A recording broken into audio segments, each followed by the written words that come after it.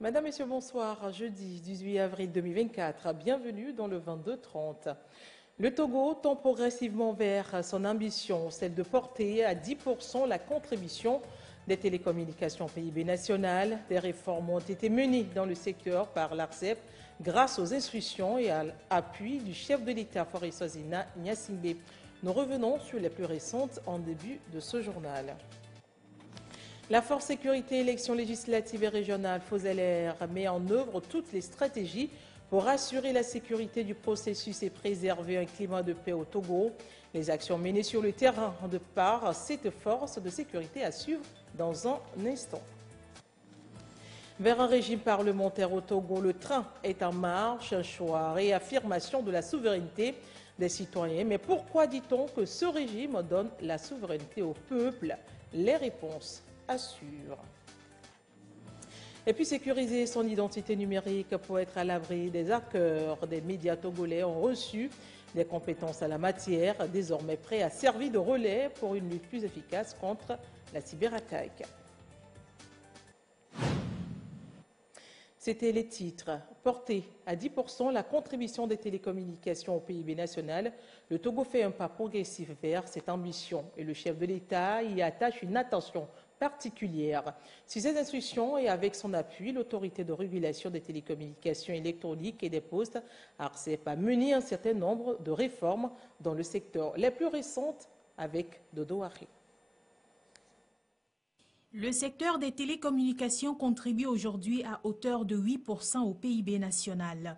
Il connaît aussi un taux de croissance élevé grâce à la politique de qualité prônée par le chef de l'État, Faure Sozina Gnassingbé. Derrière, c'est l'ARCEP, l'autorité de régulation des communications électroniques et des postes, qui tire les ficelles pour satisfaire aux exigences des populations. C'est d'ailleurs l'une des missions que le président de la République a confiées à cette institution.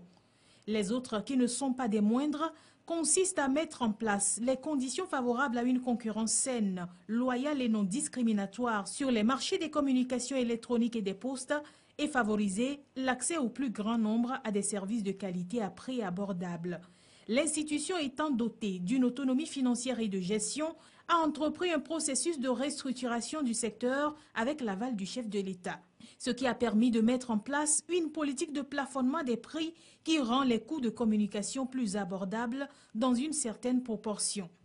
Cette vision de modernisation du secteur couvre également la portabilité des numéros mobiles enclenchés en avril 2023 par l'ARCEP. Elle offre aux abonnés la possibilité de changer d'opérateur de téléphonie mobile tout en conservant leur numéro de téléphone.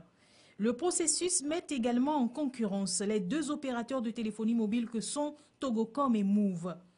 Aussi, faut-il rappeler les accords signés avec le Bénin, le Ghana, la Côte d'Ivoire et le Mali qui permettent aujourd'hui aux citoyens togolais en déplacement sur ces territoires de communiquer à moindre coût sans changer de carte SIM grâce à la suppression des frais d'itinérance, notamment le roaming. De plus en plus attentif aux besoins des populations, l'ARCEP a enclenché ces dernières années des procédures de sanction contre les opérateurs mobiles et Internet dont il est reproché une qualité défaillante des services. Des actions qui ont valu à l'ARCEP la certification ISO 9001 en décembre dernier. Une certification qui témoigne d'une régulation de qualité crédible et impactante pour l'ensemble du secteur du numérique au Togo. Du côté de la connectivité Internet, le président de la République, Faure Sozina Gnassingbé, a mis le Togo dans une bonne dynamique avec le câble sous-marin Equiano de Google qui offre depuis plusieurs mois déjà des services Internet aux citoyens. Toutes ces réformes ont porté à 4 milliards de francs CFA la participation de l'ARCEP au budget de l'État. Et nous poursuivons ce journal par ce communiqué. Il nous vient du procureur de la République. Le 3 avril 2024, M. Dietrich Thomas Pierre, journaliste et écrivain de nationalité française, agissant pour le compte du journal en ligne Africa 21, a introduit une demande de visa professionnel à la Direction générale de la documentation nationale en y joignant une demande d'accréditation adressée à la Haute Autorité de l'audiovisuel de la communication du Togo, ACA. Suite à cette demande, il a obtenu une promesse de visa sous réserve de fournir la réponse de la HAC. Le 8 avril 2024, Un courrier lui a été adressé pour lui rappeler la nécessité de compléter sa démarche, faute de quoi il ne pourra obtenir le visa définitif à son arrivée au Togo. Le mercredi 10 avril 2024, autour de 23 heures, il s'est présenté au poste frontalier de Sanvikondi venant de Cotonou afin d'entrer en territoire togolais. Ayant retrouvé son dossier d'où il apparaît qu'il n'avait pas obtenu l'accréditation de la HAC, les agents de l'immigration lui ont refusé l'entrée au Togo. Les autorités togolaises ont été surprises de constater que depuis Lomé, M. Dietrich Thomas Pierre a diffusé des vidéos sur les médias sociaux alors qu'il n'a pas obtenu de visa d'entrée sur le territoire togolais. Il a alors été interpellé dans la journée de lundi 15 avril 2024 par la police nationale. Confié à la brigade de recherche et d'investigation, une enquête judiciaire a été ouverte à son encontre pour fait d'entrée illégale sur le territoire au sens de l'article 554 du nouveau code pénal. Assisté d'un avocat du barreau au Togo, il a fait l'objet d'une mesure de garde à vue de 24 heures, à l'issue de laquelle il a été présenté au parquet de grande instance de Lomé le mardi 17 avril 2024. À l'issue de son interrogatoire par le procureur de la République, le tribunal correctionnel a été saisi suivant procès verbal en cas de flagrant délit conformément aux dispositions des articles 272 et 274 du Code de procédure pénale. Jugé en audience publique le même jour, le tribunal correctionnel l'a déclaré coupable du délit d'entrée illégale sur le territoire et a prononcé à son encontre la peine de 6 mois d'emprisonnement avec sursis. Le tribunal a en outre prononcé à son encontre une peine complémentaire d'interdiction de l'ensemble du territoire de la République pour une durée de 5 ans, puis a ordonné sa reconduite immédiate à la frontière est du territoire national. Près d'une semaine déjà qu'a démarré la campagne électorale du double scrutin au Togo et pendant que les candidats s'activent pour séduire l'électorat, la Force Sécurité et Élections législatives et régionales, FOSEL-R, met en œuvre toutes les stratégies pour assurer la sécurité du processus et préserver un climat de paix au Togo. Que fait exactement cette force en cette période électorale? Le bilan, c'est avec Dodo Hari. La force de sécurité, élections législatives et régionales FOSEL-R 2024 est déjà active sur toute l'étendue du territoire national.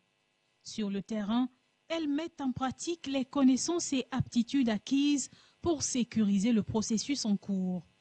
Conformément aux enjeux, attentes et contextes sécuritaires actuels, la FOSEL-R, composée des éléments de la police nationale, de la gendarmerie nationale et de la réserve opérationnelle, a sécurisé 440 meetings, 283 caravanes et 59 opérations de porte à porte. La FOSEL-R a usé également de ces stratégies pour sécuriser tous les rassemblements religieux en lien avec ces élections. La mission de la force est loin d'être terminée. Il reste encore un peu plus d'une semaine pour la fin de la campagne électorale et les opérations de vote qui s'en suivront. La force poursuivra donc sa mission de garantir la sécurité et de préserver un climat de paix dans le pays jusqu'à la période post-électorale. La mission de la FOSEL-R prend en compte les dimensions relatives à la prévention de l'extrémisme violent et du terrorisme et à la gestion des conflits pour désamorcer toute situation qui porterait atteinte à la paix et à la stabilité du pays, tant prônée par le chef de l'État, Faure Sozimna Singbe. Sur le terrain, la force a déjà été confrontée à des échauffourées entre militants aussitôt maîtrisés. La force a dû également gérer des cas d'accidents de circulation qui, malheureusement, ont coûté la vie à 2 personnes. La FOSEL-R a certes la lourde responsabilité de renforcer la protection des Togolais en cette période électorale, mais les acteurs politiques, les militants et sympathisants des différents partis politiques, regroupements de partis politiques et indépendants doivent aussi jouer leur rôle, notamment prôner la paix, la non-violence, le vivre ensemble et la cohésion nationale pour un aboutissement heureux du processus électoral. L'initiative d'un régime parlementaire promeut une innovation majeure en matière de gouvernance politique. Le passage à ce type de régime est une forte réaffirmation de la souveraineté des citoyens. Pourquoi dit-on que le régime donne la souveraineté au peuple? Les éléments de réponse dans ce sujet, il est signé Edem Soussoupo. Le Togo opte pour une expression démocratique qui garantit une véritable implication des citoyens dans la gestion de la chose publique. La révision constitutionnelle a pour but d'établir une politique de transparence, de compte-rendu et une meilleure représentativité. Le peuple est triplement souverain. D'abord parce que c'est lui qui élit les députés. Il est souverain. Des députés va être issu le chef du gouvernement. Ça veut dire que c'est le peuple en réalité qui désigne le chef du gouvernement. Il est souverain là-bas. Ensuite, le voilà encore souverain parce que les députés à leur tour vont élire le chef de l'État. Donc, ça veut dire que c'est toujours le peuple qui élit le chef de l'État. Et ce qui est encore plus intéressant, voilà ce même peuple-là à qui il va revenir d'arbitrer les conflits entre l'exécutif et le législatif. Et donc tout ça fond du régime parlementaire, un régime très intéressant, d'autant plus que dans l'histoire constitutionnelle de notre État, ce n'est pas la première fois que le Togo essaie d'aller vers le régime parlementaire. Déjà en 1946, puis en 1958, nous avons expérimenté cette forme de régime. Le régime parlementaire met en œuvre une séparation souple des pouvoirs à base de collaboration constante entre l'exécutif et le Parlement. Il instaure une hiérarchie au sein de l'exécutif avec un chef de l'État qui dispose de pouvoirs symboliques et un chef du gouvernement qui conduit la politique de la nation et qui est le chef de la majorité. On note une responsabilité politique du gouvernement devant le Parlement. Ceci ressort une situation vivante où les gouvernants sont effectivement responsables devant les gouvernés. Ce régime politique clarifie ainsi les compétences au sein de l'exécutif. Et cette révision constitutionnelle suscite au sein de la population togolaise une vague d'incompréhension. Un exercice de pédagogie s'impose à tous les niveaux pour éclairer l'opinion publique. La société civile en a fait un devoir et c'est à travers une conférence débat organisée mardi dernier par la plateforme de la société civile pour la bonne gouvernance et la transparence démocratique. Élisée Akpeli, Urich, Amiga. Après 32 années passées sous la 4e République, le Togo avance vers une 5e. Une 5e République qui inclut le passage du régime semi-présidentiel actuel à un régime parlementaire. Le processus se veut inclusif en se basant sur les réalités et aspirations profondes des populations. C'est le devoir que se donne ici la plateforme de la société civile pour la gouvernance et la transparence démocratique. Au travers de ces échanges instructifs et constructifs, la problématique de la révision constitutionnelle a été discutée de fond en comble et revue par rapport à l'évolution socio-culturelle et politique de la société togolaise. Nous avons expérimenté pendant un certain nombre d'années le régime présidentiel et aujourd'hui, nous migrons vers le régime parlementaire. C'est une bonne chose. Et ce régime prescrit le mandat unique pour le président de la République. Ce sera une manière pour chacun des acteurs de notre pays d'arriver à la présidence de notre République en travaillant, en bêchant, en fouillant, en cherchant. Il faut qu'on se batte pour y arriver. Et lorsque l'on aura, par exemple, désigné le président du Conseil des ministres ou bien le Premier ministre, dans la majorité parlementaire, ça permettra également d'aller en avant. Il faut avoir le courage de faire des expériences nouvelles. D'autant que la question même du passage à une 5e République n'est pas nouvelle. On l'avait soulevée en 2017. Et ce ne devait pas être une question secrète, ni occulte, pas de mystère. Les discussions sur la présente révision constitutionnelle à travers le territoire afin de recueillir les préoccupations de toutes les couches appelées à animer la vie politique du pays. s'il avait été déjà voté, s'il n'y avait plus rien à dire, le chef de l'État ne demanderait pas qu'on aille faire une relecture. Une relecture signifie qu'on va changer encore des choses dans ce test. Je ne sais pas si aujourd'hui vous avez le test qui a été voté. Vous l'avez? Ça veut dire que le test n'est pas encore un test final. Sinon, le président l'aurait promulgué. Mais le président a trouvé que nécessairement, si les Togolais se sont intéressés autant au test et ont commencé à parler, même sans l'avoir totalement lu, c'est qu'il y a peut-être des choses dedans à les revoir. Et quand il parle de relecture, c'est en ce sens. Et c'est en ce sens qu'il faut féliciter le chef de l'État de n'avoir pas de façon braquée dit non, mais il aurait pu le faire. J'ai 15 jours, je promulgue, advienne que pourra. Mais il a dit non. Face à ce que les gens manifestent, il vaut mieux que je permette une lecture. Ça veut dire que le texte n'est pas encore voté. Lorsqu'il reviendra, si c'est les parlementaires qui doivent le voter, ils le voteront définitivement et on aura un test. Si ce n'est pas un référendum qu'il faudra le faire, on le fera par référendum. Et en ce moment-là, si c'est ce test qui est adopté par les Togolais demain, on l'aura. La motivation derrière cette réforme constitutionnelle reste dans l'ambition du pays de renforcer davantage les droits et devoirs des citoyens, la protection des droits et libertés, les mécanismes de contrôle démocratique. Et c'est tout autre communiqué qui nous vient de l'Assemblée nationale. La présidente de l'Assemblée nationale informe les honorables députés que la 6e séance plénière de la première session ordinaire de l'année aura lieu demain, vendredi 19 avril 2024, à 10h au siège de l'Assemblée nationale, a signé Yawa Dibodi Tchegan, présidente de l'Assemblée nationale. La paix en cette période électorale, l'association Alliance des citoyens engagés pour la réconciliation et le développement était face aux femmes leaders et représentants des partis politiques. C'est un appel pour que les filles et fils du Togo s'unissent, raffermissent leurs relations pour un Togo plus prospère. Le reportage d'Immaculée Baoué à Balo avec la voix de Clarisse Aticlé. Des éclairages sont apportés à ces femmes battantes du Grand Lomé et aux représentants des partis politiques. Des discussions prônent la préservation des valeurs de paix, de tolérance, d'acceptation de l'autre à cette période électorale qui coïncide avec le 64e anniversaire de l'indépendance du Togo. L'Alliance des citoyens engagés pour la réconciliation et le développement apporte sa contribution. Il y a les élections, il y a aussi l'approche de l'indépendance du Togo. Donc, ce qui fait que pour entrer et sortir de cet événement, les Togolais doivent s'unir, peu importe les circonstances. Les élections ne doivent pas empêcher les Togolais de vivre ensemble, de vivre dans la paix. Donc sur ce, nous interpellons les partis politiques, les associations.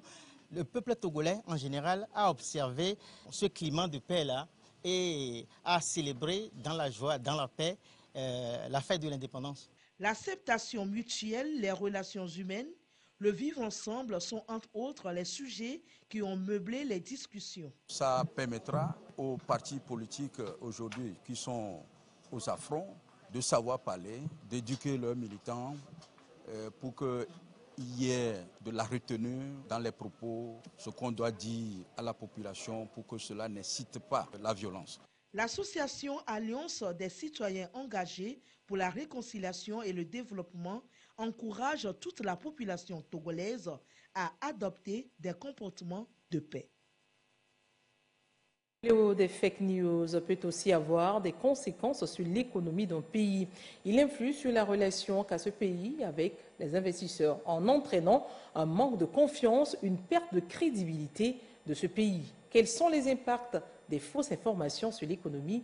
Un aperçu dans ce sujet, signé Marie-Ange Bida. L'économie de tout un pays peut aussi être influencée par la diffusion de fausses informations. Dans ce cas de figure, cette pratique ralentit le développement du pays et entache sa crédibilité vis-à-vis des partenaires et des investisseurs. Ce type d'information peut induire en erreur les investisseurs en leur fournissant des données erronées, des secteurs ou des événements économiques, ce qui peut entraîner une volatilité excessive des marchés financiers avec des fluctuations de prix basées sur de fausses informations plutôt que sur des fondamentaux économiques réels. Face à cette situation, les investisseurs perdent confiance et n'ont plus foi en l'intégrité des marchés financiers. Cela affecte la perception des investisseurs à long terme et compromet la stabilité du marché. La réputation des entreprises peut aussi être remise en cause. Le fait de diffuser des informations négatives ou diffamatoires a également pour effet une chute de la valeur des actions et des pertes de clients.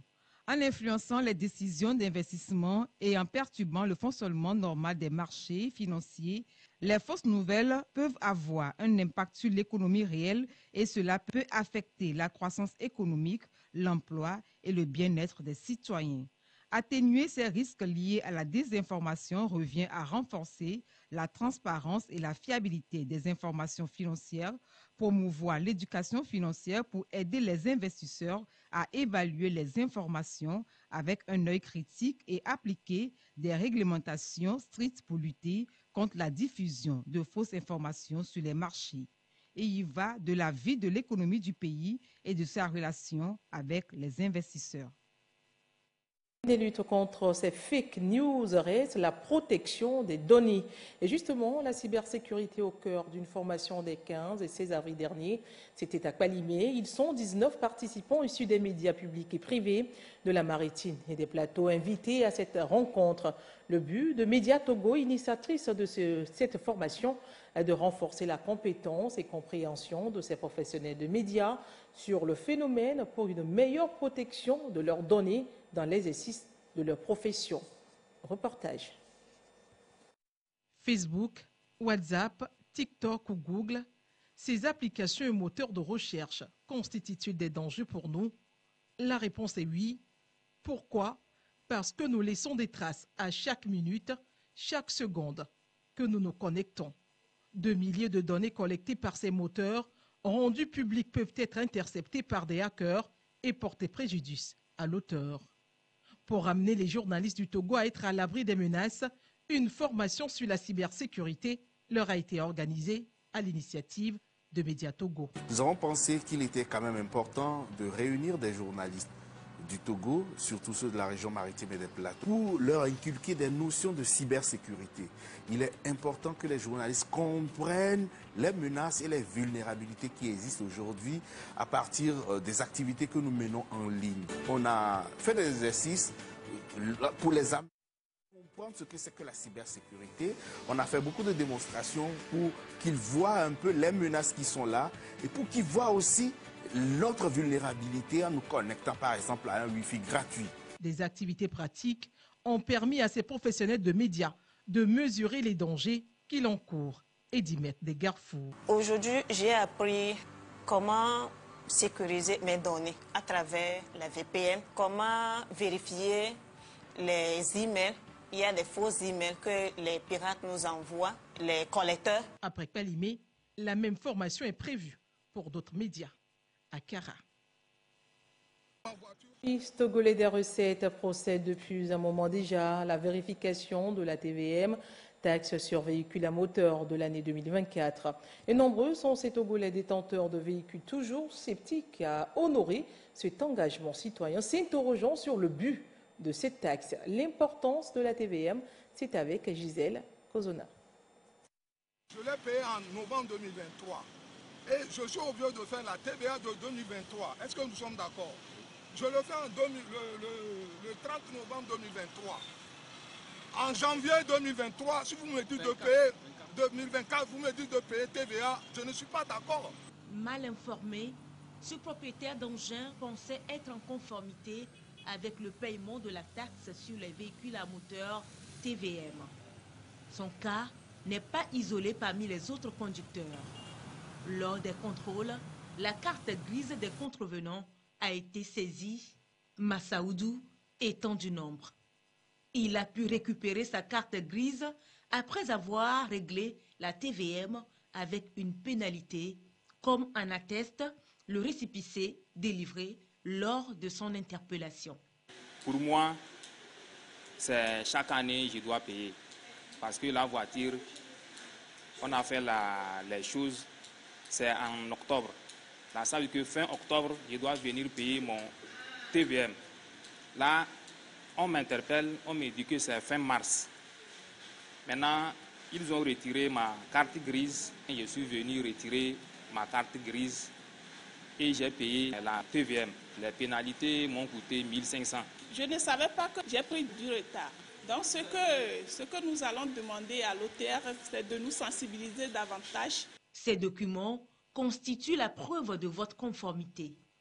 Pour éviter toute pénalité, il est recommandé de s'acquitter du paiement en ligne ou en personne entre le 1er janvier et le 31 mars de chaque année. Dès que vous achetez votre véhicule, vous devez faire les formalités douanières, notamment payer les droits de douane. Donc là, est collecté la TVM pour la première année. Donc là, nous avons le logiciel Sidomia de la douane qui calcule cette taxe-là automatiquement. Vous parlez de décembre.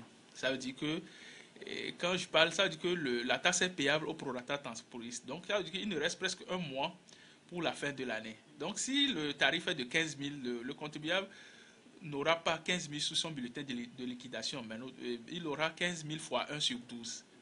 Donc pour le reste de l'année, il paiera uniquement que 1000 ou plus 1000 ou bien 900, comme ça, quelque chose comme ça.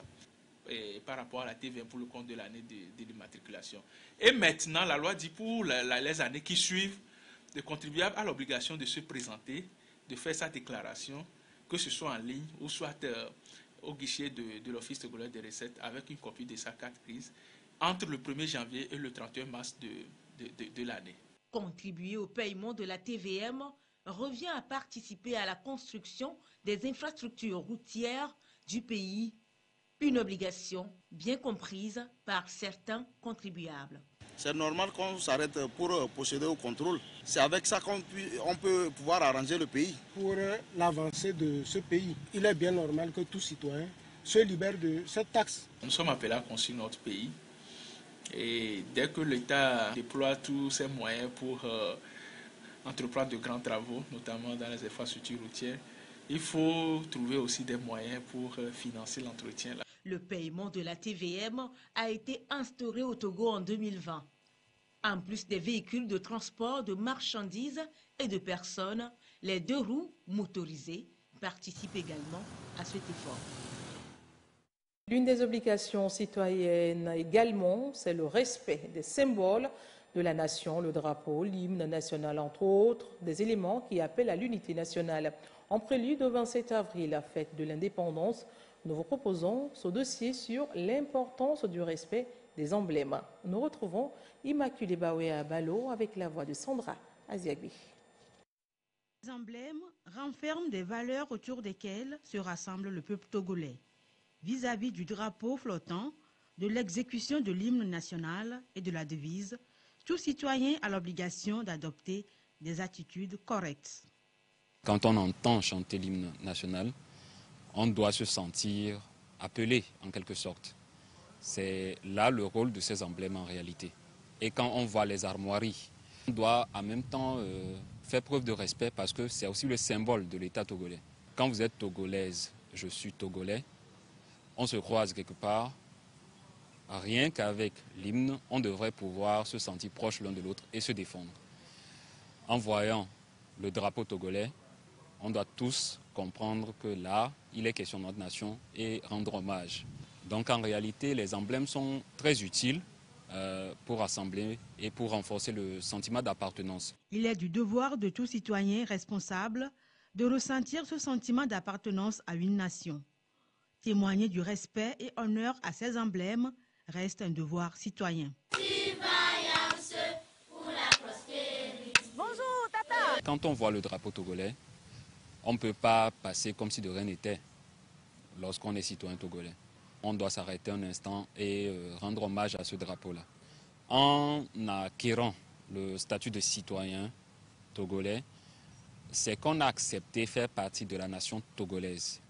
À partir du moment où on a demandé la nationalité togolaise, c'est qu'on acceptait de signer ce contrat social qui fait que nous appartenons désormais à la nation togolaise. C'est en cela que ça devient un devoir de respecter ces emblèmes, parce que quand on signe un contrat, vous êtes d'accord qu'on est obligé de respecter les clauses de ce contrat-là. Bien même vous n'êtes pas de nationalité togolaise et que vous vivez sur le sol togolais, la moindre des choses, c'est de respecter les emblèmes et les symboles du Togo. Les emblèmes renforcent le lien d'appartenance à une même nation et unissent tous les citoyens togolais autour d'un objectif, la défense de l'intégrité du territoire. Fin de cette édition de nuit. Merci de l'avoir suivi et n'oubliez surtout pas que 6 plus 3 font 9, mais 5 plus 4 aussi. Il n'existe pas qu'un seul moyen pour arriver à un même résultat. Alors, respectez les différentes façons de penser des autres. À demain.